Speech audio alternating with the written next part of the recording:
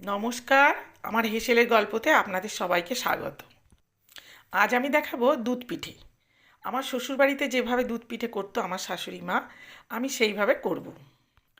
আমার বাপের বাড়িতে হতো সাজের পিঠে আমার মা দুধে দিত, কিন্তু আমার শ্বশুরবাড়িতে ছোট ছোট পুলি পিঠে তৈরি করে দুধের ভিতরে দিয়ে ফোটাতো। আমি জল গরম চাপিয়েছি একটু নুন দিয়ে, একটু ফুটে উঠুক চাল গুঁড়ি মেশাবো। সন্দেশ লাগবে, চাল গুঁড়ি, আর এই যে দুধ জাল দিতে আমি বসিয়েছি। দুধটা আছে 2 লিটার। এই দুধে আমি পিঠে ভেজাবো।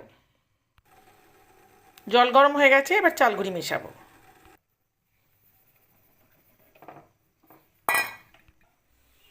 চালগুড়ি মিশিয়ে দিয়েছি, এটা 5 মিনিটের জন্য ঢাকা দিয়ে রেখে দেবো। 5 মিনিট হয়ে গেছে, এটা নামিয়ে নিয়েছি। এবার এটা একটু মেখে নেব। আমার মাখা হয়ে গেছে, এই যে পুরো মাখা হয়ে গেছে। এবার আমি পিঠেগুলো তৈরি করে নেব।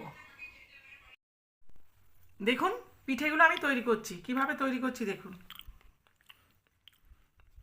এরকম ছোট ছোট হবে।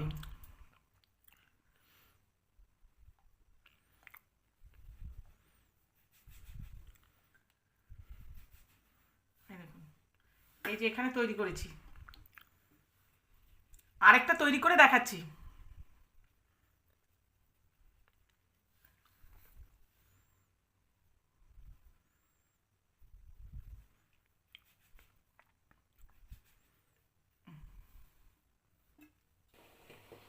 দেখুন কত পিঠে তৈরি করে ফেলেছি। আবার এই যে রসগোল্লার মতো তৈরি করেছি। এগুলো এবার দুধে দেবো।